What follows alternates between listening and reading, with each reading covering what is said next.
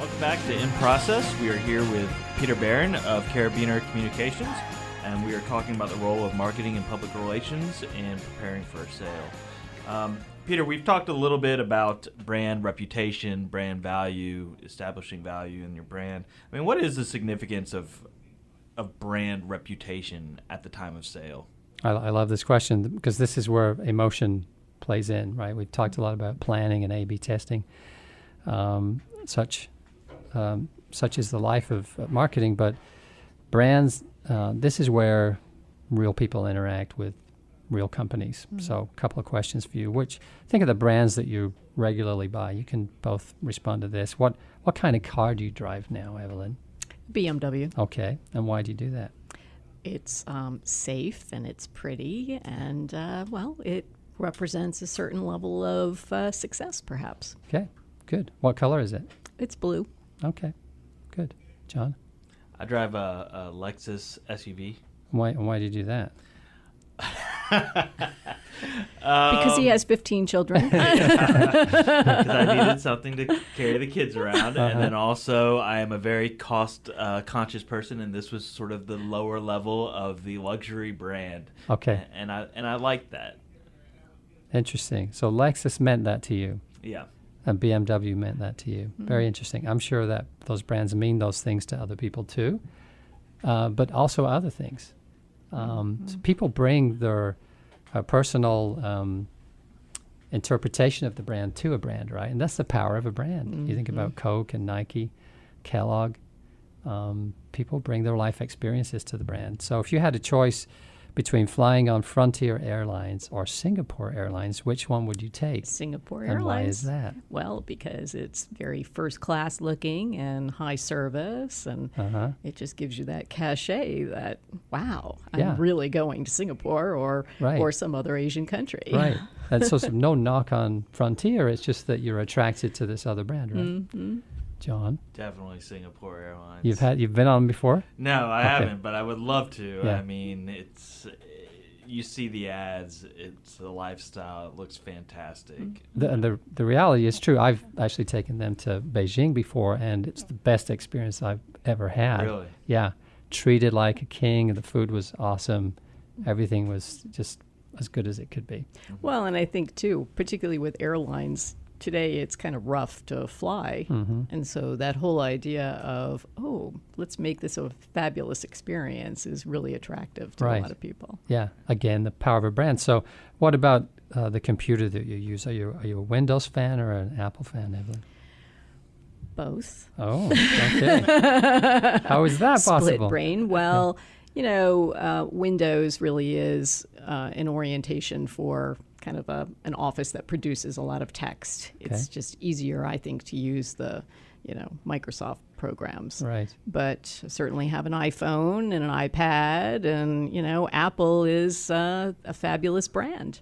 Okay, good. John? I agree. It's a split. If I'm at the office, I want to use Microsoft products. It makes my life easier when dealing with other people.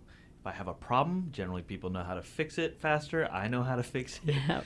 If I'm at home, it's Apple because it actually works, and I usually don't have to call anybody to fix anything. So. Wow, interesting. Mm-hmm. Shame those values don't transfer into the work world too. True. Most of the agencies are Apple oriented, so the text is being created, but we can still use Microsoft products on the platform. And then you're an iPhone user. Are you Android or iPhone, John? iPhone. Okay, very interesting. And so the last one, do you exclusively use Google for searches, or do you ever use Bing? I never use Bing. John? I've never used. Well, I haven't used Bing recently. And some of Google, really. Some of the listeners will be, what's Bing? Right. Yeah. It's another search engine, people. So. By Microsoft. Yeah. So a small experiment in the power of a brand. All of these brands have established themselves in your mind, and your emotions are involved. They're desirable and they're trustworthy. They've carefully protected and nurtured their brand image over time. So brand equity has value in itself, and as attorneys, you know that, and you obviously deal with valuation people that can put a number on it. But think about this. This is an interesting fact. Look at some of the websites that sold for lots of money, the URLs. Here's a couple. Privatejet.com sold for $30 million in 2012. That's just the name. That's not the business, right? Yeah. Yeah. FB.com sold to Facebook in 2008 for $8.5 million. I wish I'd owned that and sold it. Yes. Hotels.com sold for $11 million in 2001. And beyond that, here are the top selling domains on the web, or it's either top domains on the web. Facebook.com. And think about brand equity with each one of these. Twitter.com, Google.com, YouTube, LinkedIn, Wikipedia, Blogspot, and Adobe.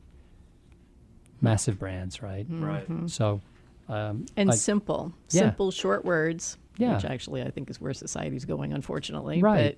And that But it's harkens easy to remember. back to the beginning of our discussion, so going away from a firm named after people to a simple, easy word that you can work around. So I rest my case. Is that a legal term? Makes perfect sense to me. And I think that actually builds into something, too, about when you're doing a transaction. I think this is just an extension of what you said.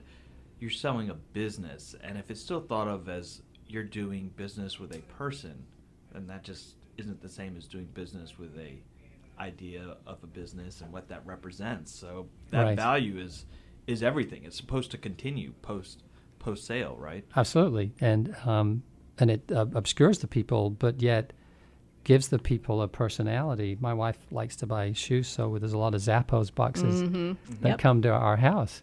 And there's a big brand promise that comes with Zappos that she understands better than I do. But she obviously trusts them and uses them all the time. Right. Yeah. Yep. And that's why service businesses are so hard to sell sometimes, because you ask someone, well, who's your CPA, who's your attorney, and they'll name or who's their firm, list. and they'll name the Yes. person, and they'll be, I have no idea Yeah. what firm they're with or what company they're with. Right. They just don't know. So the counsel to services firms would be to do like you've done.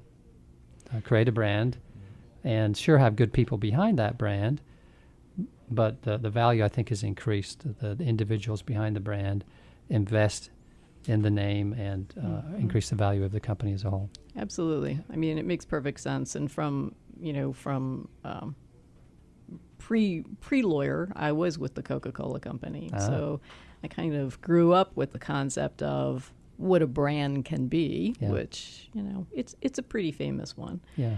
But just going forward, I personally could never remember the names of law firms.